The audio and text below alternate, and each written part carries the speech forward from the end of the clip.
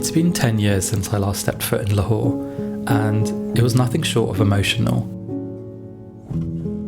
This city holds so much beauty, history and heart.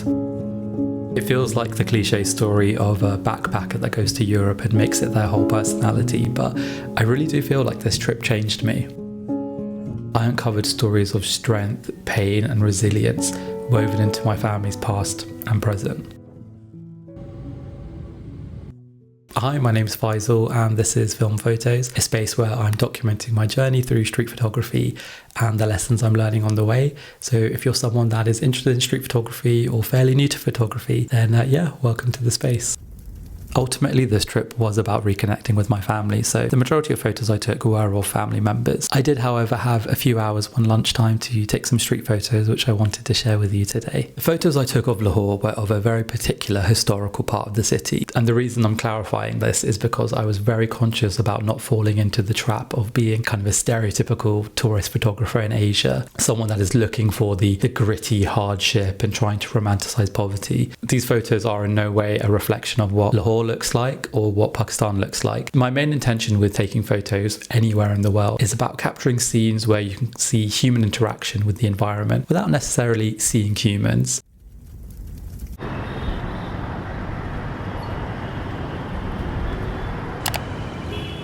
So the location we went to was near the Badshahi Mosque, which is one of the oldest and most prominent mosques in Lahore. Our primary reason for coming to this area was actually to have lunch in an old haveli nearby the mosque.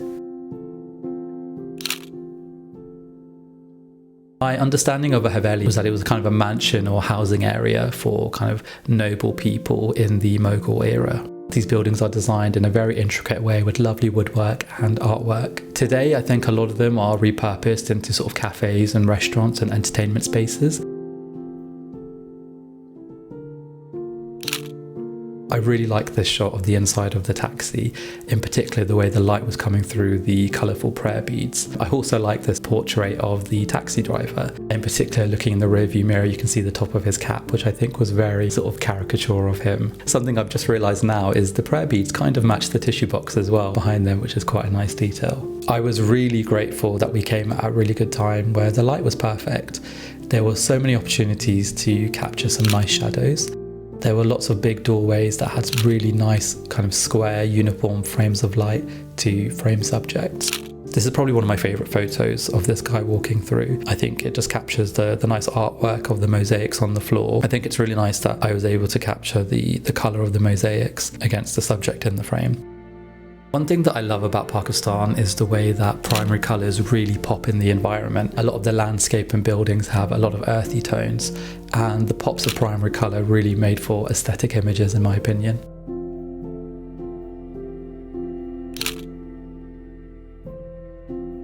And this shot has another typical rule that I like to look for, which is colour matching. So looking for the blues and the different shades of blues in the Pepsi crate at the bottom and the guy's clothing.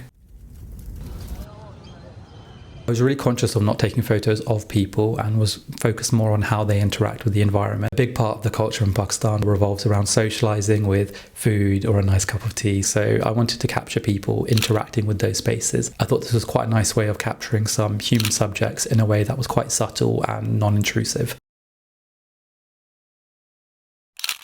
I really like this shot in particular of this guy. You can't see his face and I think it kind of adds to the mystery of the photo. But there's a real nice sense of stillness here before the evening dinner rush. This particular spot is a venue for Qawwali events. So there are a lot of nice colourful chairs here and beautiful rugs for people to sit on. I particularly like the shot here of this rug with the light being cast on it. I just thought it looked very ethereal. I was really lucky that I came across some really friendly and patient subjects for my photos, and those were these street cats.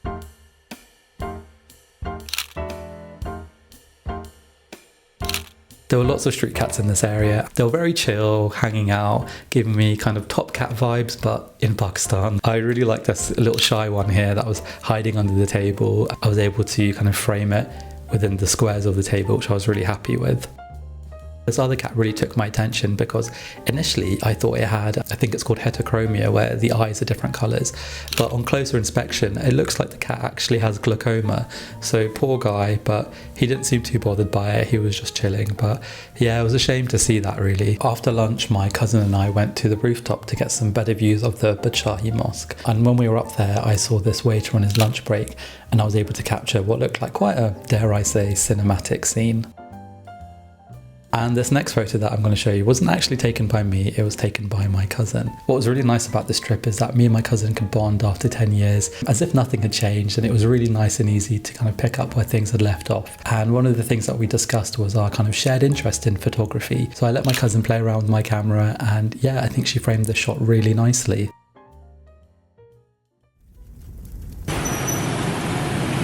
Okay, so these are some cliche street photos in Asia, but I did think they were pretty cool. I can't help it, I did find it very interesting. I think it's very hard not to take photos of the traffic when in a country like this, just because it's so dynamic and there's a lot going on. So it really is street photography gold, despite it being a bit of a cliche. I was particularly drawn to, again, the primary colours in this scene of the blue little truck, but also the clothing of the people in the corner with the yellow. I think the yellow and the blue are a really nice combination. I didn't spend a lot of time up here looking at the road, but one thing I did want to do was capture the chaos of the traffic. I really like the chaos of this scene and that there isn't really any symmetry. You've got the strong leading line from the power lines overhead, but what's fun is the traffic isn't really following those lines of the road, and you can kind of see the angles that the motorbikes are coming off at. They're trying to fit into all those little gaps. On the upper floor of the Haveli, there was a private function space for a wedding event. So there were some really nice floral decorations along the banisters here, which I was able to capture the light coming through. I did enhance these images quite a bit on Lightroom to make the light look a bit more nicely diffused. But let me know what you think. I probably could have done a bit more editing with it.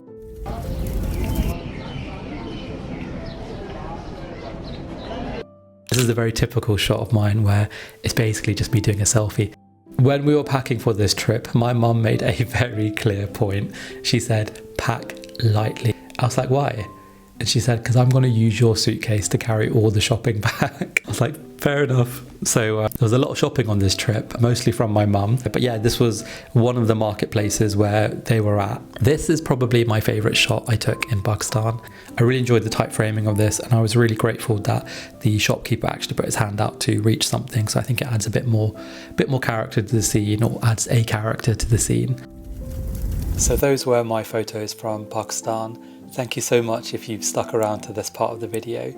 I'm still trying to figure out how to make YouTube videos, trying to figure out an aesthetic and a video style, and also figure out the microphone and things. So bear with me, but if you've got any technical tips on things you think I could improve, please let me know, because I am learning. And if you want to see any more of my photos, I post quite regularly on Film Photos at Instagram. Thank you for watching, and see you next time.